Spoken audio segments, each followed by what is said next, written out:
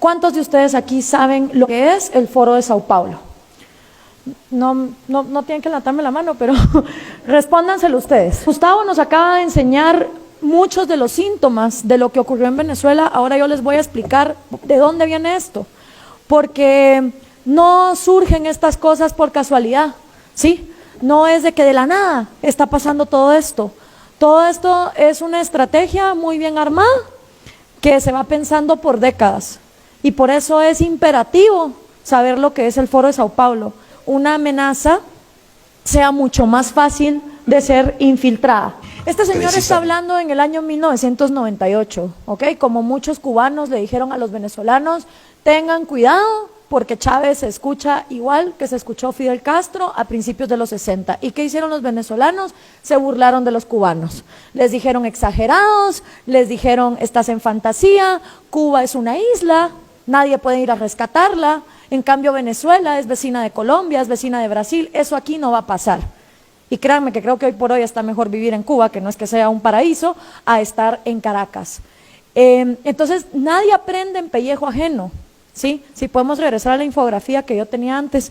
Si todos aprendiéramos en pellejo ajeno, los chinos, antes de seguir a Mao, hubieran aprendido de la miseria que estaban viviendo los rusos en los gulags. Si todos aprendiéramos en pellejo ajeno, los vietnamitas hubieran aprendido de los chinos y de los soviéticos. Si todos aprendiéramos en pellejo ajeno, los cubanos hubieran aprendido de los soviéticos, de los chinos y de los vietnamitas. Si los venezolanos hubieran aprendido en pellejo ajeno, hubieran aprendido de los cubanos, etcétera, etcétera. Entonces nunca nos creemos el cuento. Eso aquí no va a pasar. Y para uno no quedar como un paranoico, que lo que está es montando una teoría de conspiración, vamos a hablar con hechos y con realidades. Pero el populismo que actualmente estamos viviendo en América Latina sí tiene una fecha de nacimiento, y es el Foro de Sao Paulo en 1990. ¿Por qué? Porque en el momento en que Fidel Castro es exitoso y trae el comunismo por primera vez a América Latina en 1959, el resto de países latinoamericanos lo que hicieron fue un copy-paste de guerrillas marxistas. Guerrillas en Guatemala, en El Salvador, en Nicaragua, Perú, en Uruguay, donde participó Mujica, guerrillas en Argentina y por supuesto la guerrilla más multimillonaria de todas, las FARC en Colombia. Todas estas guerrillas marxistas no se dieron por casualidad, venían financiadas por la Unión Soviética con el entrenamiento cubano. Pero pasa algo en 1990, resulta que se cae el muro de Berlín y la Unión Soviética se desploma y ya no hay mama soviet que pague dinero para las Kalashnikov, para los bombazos, para los secuestros, para todo lo que requiere un armamento guerrillero y enfrentarse contra el gobierno. Fidel Castro se empezó a dar cuenta que la Unión Soviética estaba colapsando desde 1987 y empieza entonces a ver cuál va a ser la estrategia para postergarse en el poder, porque Cuba es una isla que necesita recursos que vengan de afuera. Y si no iba a estar la Unión Soviética, ¿cómo iba a sobrevivir Castro en el poder?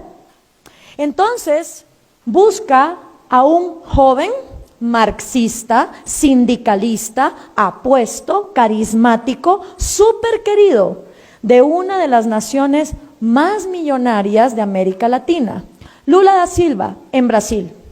Y le dice, oye Lula, aquí va a haber un problema, porque la Unión Soviética va a colapsar. ¿Cómo vamos a hacer para seguir llegando al poder? Y organizan en el año 1990 en Sao Paulo, Brasil, el primer Foro de Sao Paulo. Y en ese primer Foro de Sao Paulo asisten todos los partidos comunistas, todos los guerrilleros marxistas, todos los sindicalistas de izquierda de la región latinoamericana. ¿Qué significaba esto? Que si tú eras comunista, en lugar de agarrar un fusil e irte a la montaña, podías formar tu partido, presentarte a elecciones y que la gente te votara. Hay un pequeñito problema.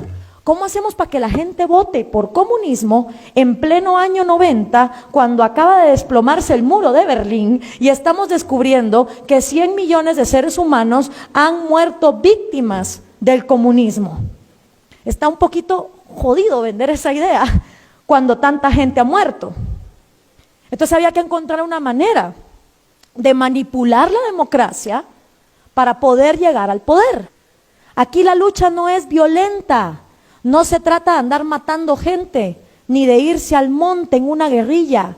Aquí de lo que se trata es de hegemonía cultural, o sea, lavar cabezas.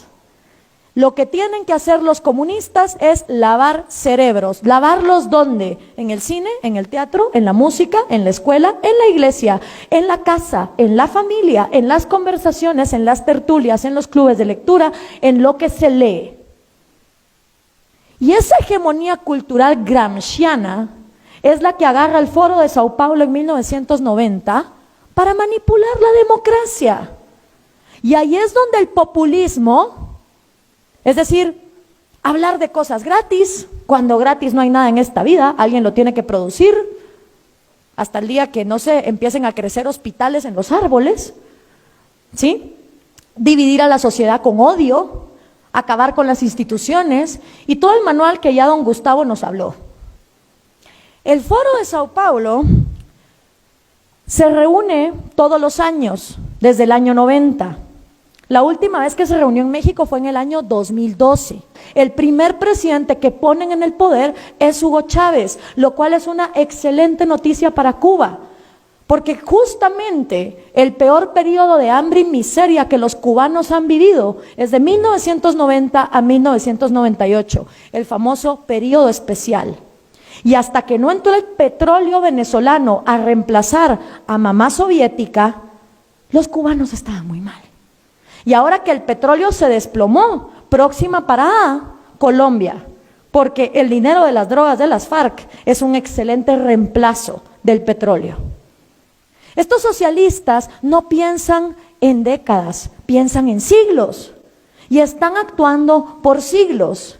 Entonces, si uno no comprende la magnitud regional de cómo está esta gente organizada, no la van a poder combatir. ¿Quiénes acudieron? De Cuba el Partido Comunista, de Colombia las FARC, de Nicaragua obviamente el Frente Sandinista, de Guatemala la URNG, de El Salvador el FMLN y de México, oh sorpresa, el PRD. Y ese es un gran reto para ustedes, porque a partir del año 2015 Morena también es miembro del Foro de Sao Paulo. Pero el PRD es miembro del Foro de Sao Paulo desde que López Obrador estaba en el PRD. Entonces, yo en su lugar no sé qué haría, pues. No, se los digo de verdad, porque si un partido hoy por hoy es miembro del Foro de Sao Paulo, lo que le está diciendo al mundo es: el socialismo del siglo XXI es la vía. La dictadura venezolana es lo que hay que emular. Vamos para allá. Un partido que hoy sea miembro de este foro está dándole aplausos y espaldarazos al genocidio que está ocurriendo en Venezuela. Y si ustedes salen a decir, Morena es miembro del Foro de Sao Paulo, ¿qué van a hacer cuando les digan y el PRD también? Por eso es importante entender si vamos a ser congruentes, como se dijo aquí antes, y si no van a llevar el populismo destructivo al poder. Ver qué se hace con esto. Muy buenas tardes, quien les habla es Vladimir Roy Cerrón Rojas, secretario general nacional del Partido Perú Libre, y nos encontramos aquí con una delegación del Perú que hemos venido al Foro de Sao Paulo, que esta vez se desarrolla en la ciudad de La Habana, y que además este es un espacio para intercambiar ideas con los líderes de otros países quienes vienen llevando o conllevando procesos de cambio y revolución en cada uno de sus países, como en Venezuela con Hugo Chávez y el legado que ahora lo lidera Nicolás Maduro. Promovieron la unidad en Latinoamérica como Fidel y como Chávez. Por supuesto, el legado de Fidel es innegable como un paradigma no solamente latinoamericano, ¿no?, sino mundial. Y más aún en este momento donde atravesamos el Plan Cóndor II, que significa el ataque mediático o el desprestigio mediático de los líderes. La Fidel evidentemente sigue siendo un gran paradigma Fidel sigue siendo un ejemplo vivo en nuestra sociedad y Fidel nos enseñó que luchar por una utopía es en parte construirla, es decir, vamos tras un legado, así nos digan que es una quimera o es una fantasía.